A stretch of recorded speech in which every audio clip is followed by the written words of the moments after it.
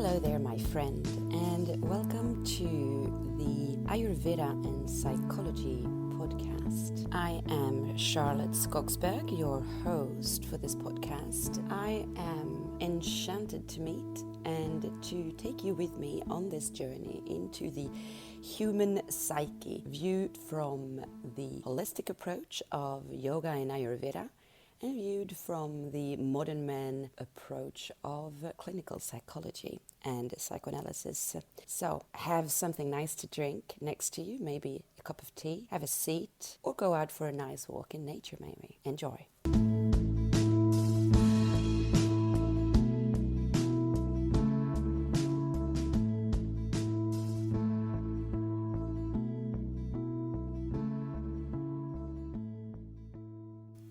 Hello again, dear friends. So, today I wanted to go more specifically into the subject of what Ayurveda actually is. We might be interested in the idea of Ayurveda, or we might already know a little bit and be intrigued by the different practices and tools used in Ayurveda, but without actually knowing what Ayurveda is, and also without knowing the broader perspective. So knowing what Ayurveda is, and then also understanding where it comes from on a broader scale. That's exactly what I want to share with you today. So I'm going to present Ayurveda for you in a way that is easy to understand, not going too much into too many details and tendencies, and then leave that to the different episodes where we kind of hone in on a subject instead.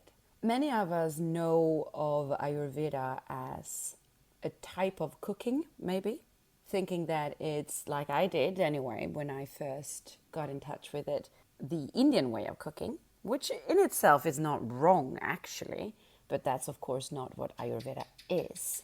In the Indian tradition and in their culture, Ayurveda exists like a base, the same way that any kind of culture has actually a belief, or I was even going to say traditions linked to religion in a certain way, that are just the base of how their society functions, and so is normalized into daily living, which means that people are not always even certain that it comes from that ideology or the religion, or in this matter then, Ayurveda.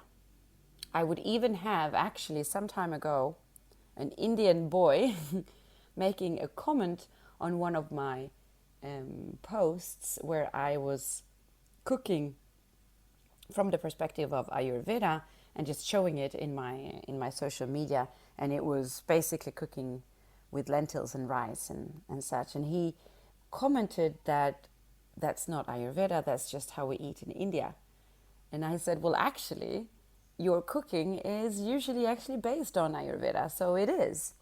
So more than saying that it's cooking in Indian style, or more than maybe you have this idea as well of the quizzes that we find online, which will give you the constitution that you have by answering a certain number of questions, and you might then have become familiarized with the word dosha, and also with the three types of constitution that we usually commonly talk about, vata, pitta and kapha.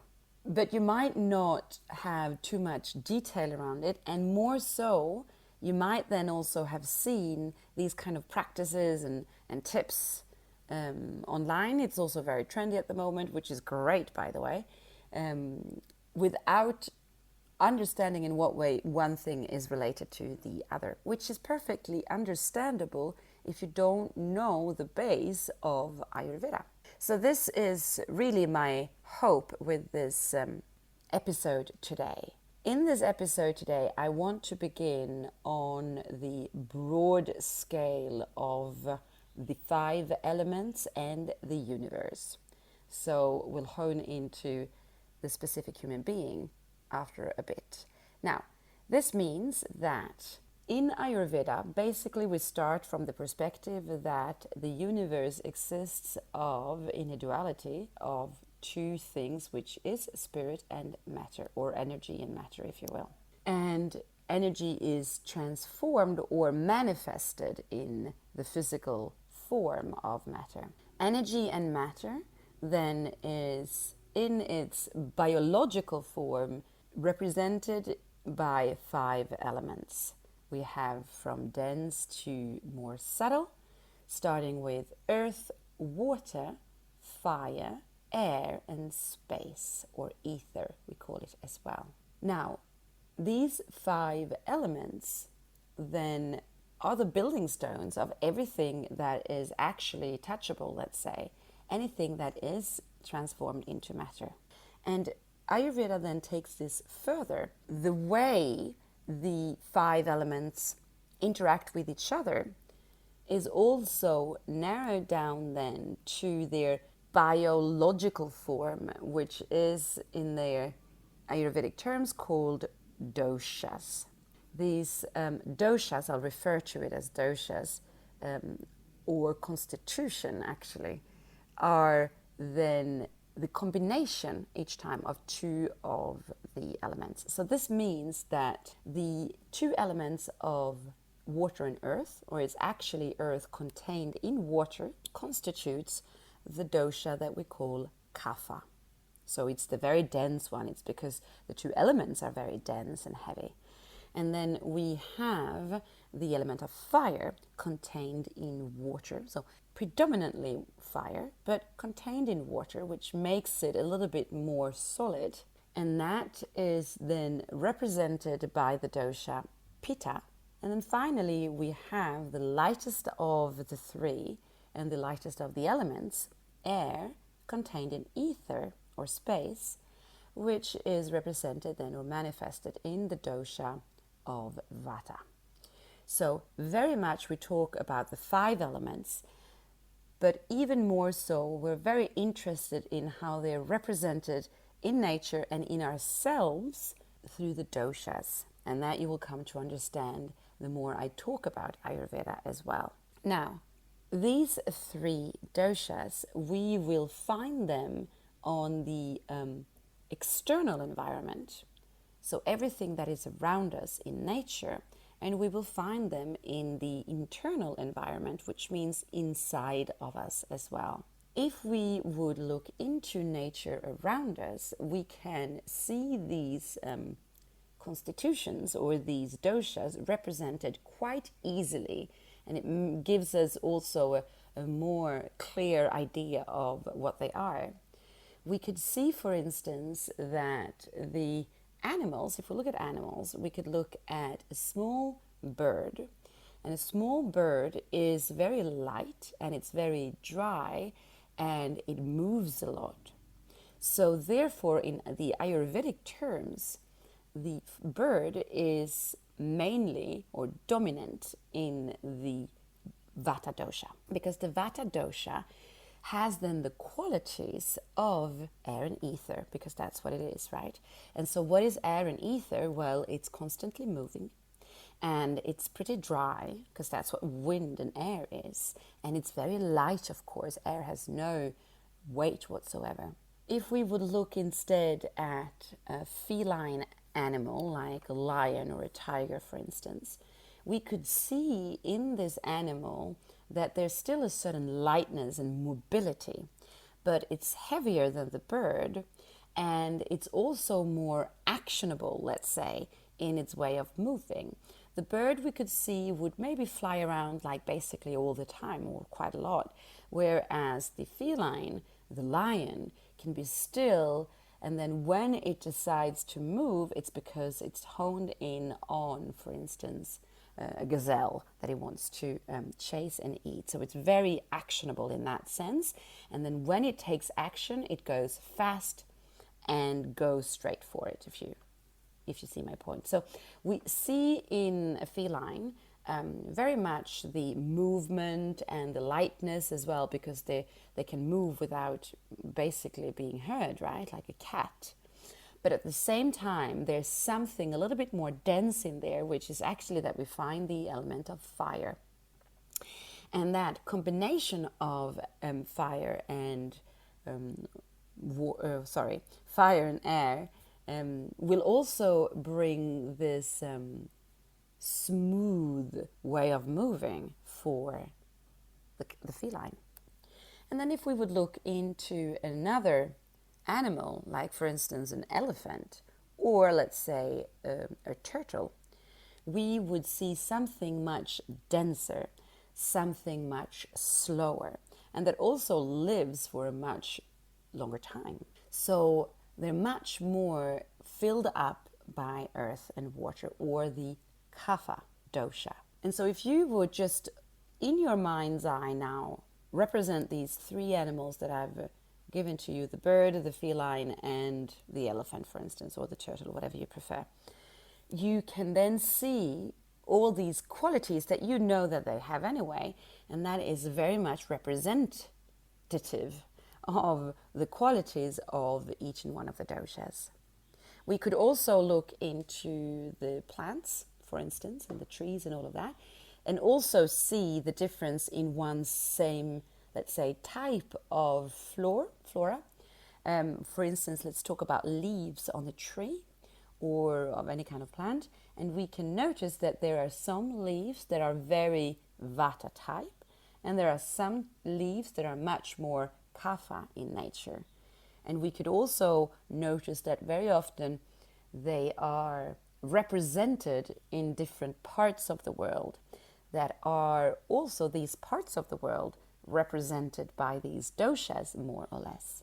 So it's not just a question of animals and humans and plants. It's actually in energetic form, which means that it's part of everything.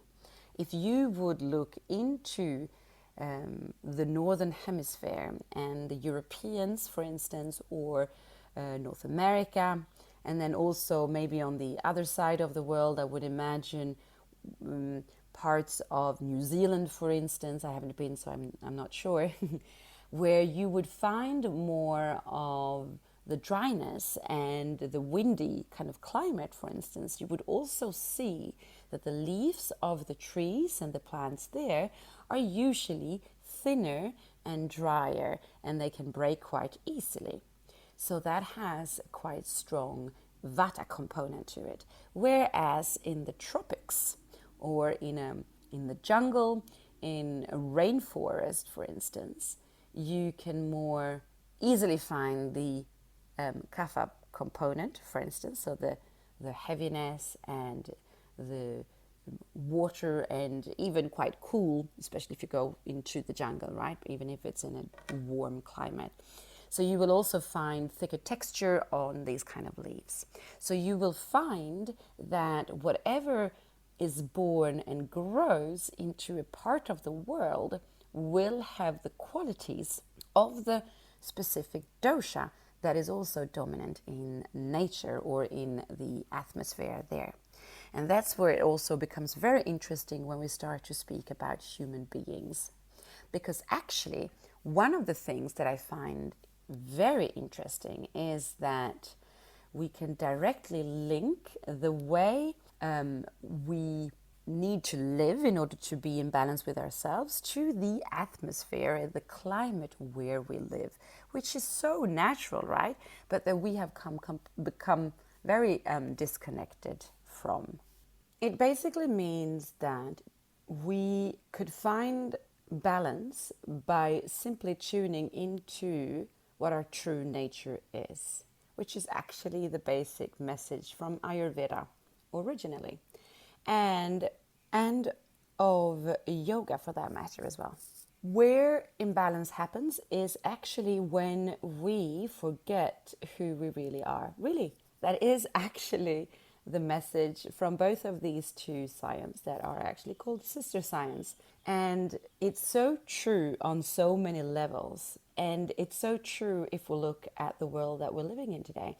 Just look at the world we're living in today and see how unbalanced everything is. And I'm not just talking about the pandemic that we are in or out of or whatever is going on, but I'm talking since many years, and just the whole idea of global warming, and we're basically overheating, we're burning up, aren't we? So to come back to ourselves and living in true nature, or in our true nature, living with nature, just look at a rose in your garden, for instance, and it is perfect. It is perfect even before it is born, right? So the potential in the seed is already complete. And then it is born and grows up into a beautiful rose, and it's perfect. There's no such thing as half full potential when it comes to a rose. And the reason for that is because it is living in accordance with its own true nature. If we would look at animals, they live according to nature and the climate and the weather. So in some parts of the world, specifically where I'm from, the northern parts, let's say, of the world, where winter is quite cold, and even in most probably parts of the world to in different extent, animals will hibernate, for instance, which means that they will go underground, they will sleep through winter, because during winter their bodies are not made for survival, or what they usually do or what they eat is not available for them. So they prepare themselves for winter, and then they hibernate, and then they come out in spring. And that's actually what's true to their nature.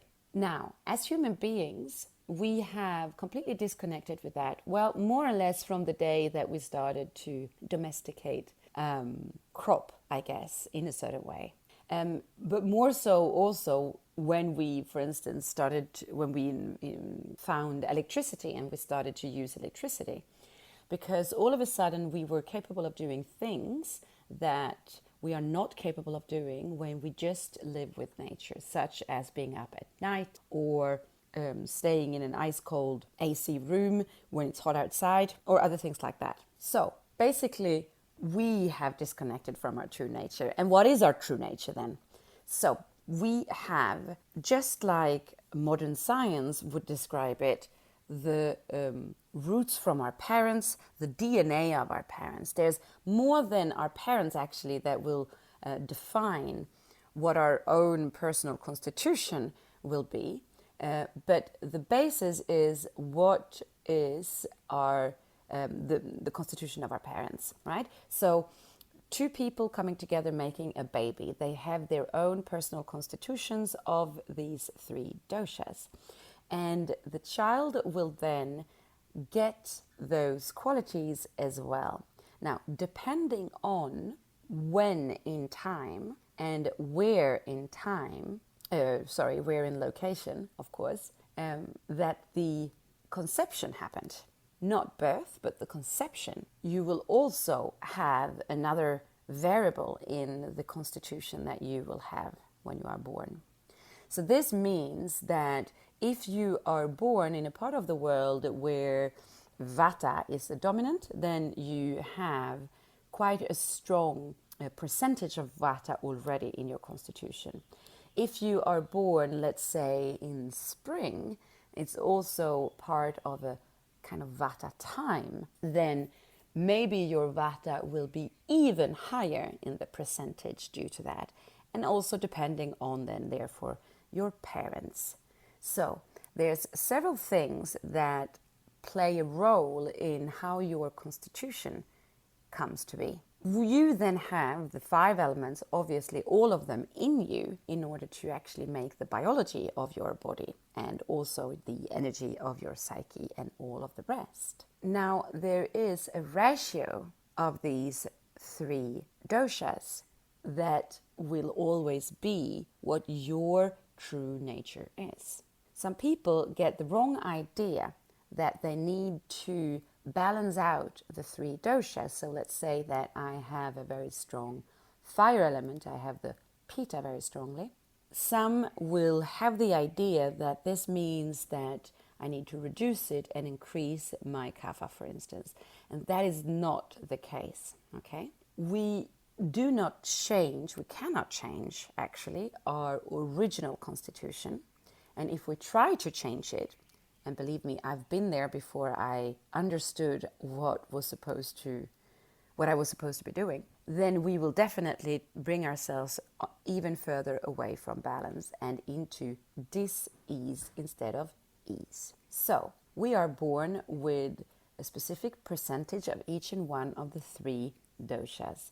And if we live according to how they function, and if we live according to where we are living and with nature there, then we will be quite good at staying close to that balance. That is, of course, rarely the case because we move around. The energies move, and that is perfectly fine.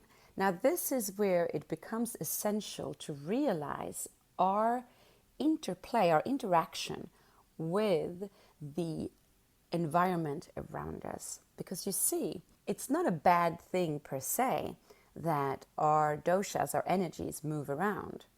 Because they will move around depending on what the external conditions will tell us. If we then compensate, so we play with the external conditions as a way to find balance, or one of the main focuses, the word homeostasis, then we'll be fine anyway. So this is one of the things that always become an issue for us in modern life, because we have our constitution, we will move around in more than one way, which means that our constitution will move around as well. And because we are not taught actually how to read the signals of when it begins to move, and also very often are not actually taught how to counter that, we will instead go the opposite way. And when I say the opposite way, I mean going in our tendency. You see, what we have a lot of course, inside of us, we will be drawn towards. So we will have that as a tendency. And this is where we can so get it wrong. We have a tendency, for instance, of stagnation, let's say. And when we begin to move around and our energies move around, we get a little bit out of balance, which means that we will be drawn to doing what our tendency is, which is to stagnate even more. And the more we stagnate, the more difficult it becomes to reverse that tendency. The same way, if we are extremely active, running around like crazy all the time, noticing that we are not feeling so well, we're not being balanced, what will happen is that we will increase the movement because we will try to go in what feels like ease. Now, this is very much the way we would create a habit.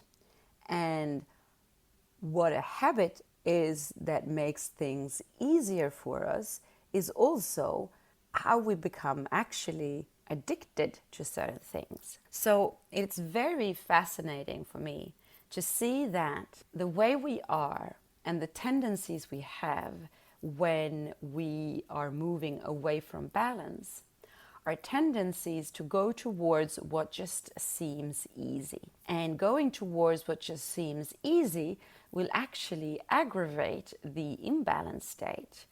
But it's so easy to go there that we can't really help ourselves if we do not know better. And what is an addiction? Well, it is as we are moving away from a well-balanced state of being, so that our nervous system, for instance, is triggered onto what we often call the fight or flight mode.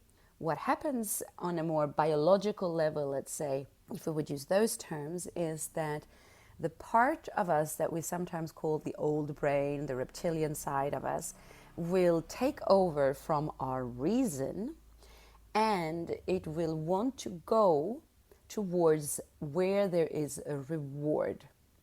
And we have created the sensation of reward when we go towards what feels easy.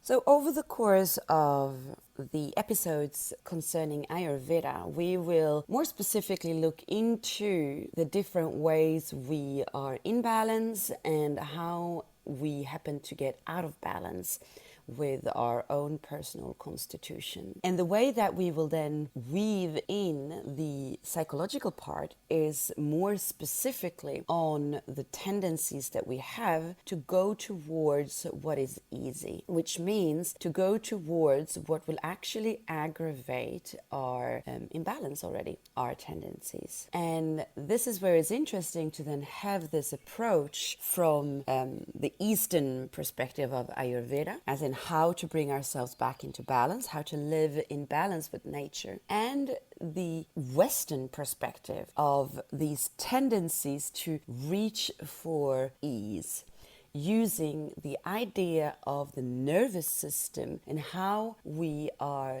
dysregulated actually in our nervous system, coming from what we were taught in childhood.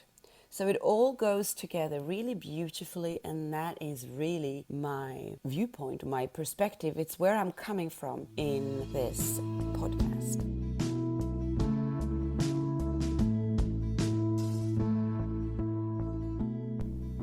Thank you so much for choosing to listen to this podcast and this episode. I am very grateful. If you enjoyed this and you think that other people could enjoy this, please help me to spread the word. Share this episode on any channel that you have of social media or messaging. And even more so, I would really appreciate if you know one other person who might benefit from my words today specifically. Take that 1 minute it takes to simply share this episode with one person. Remember that there's a human being on the other side of your phone, of your earpods, of this microphone. And I would love to hear your thoughts on what I've been talking about. So please leave a comment. Send me a message directly if you wish. This is Charlotte. This is me.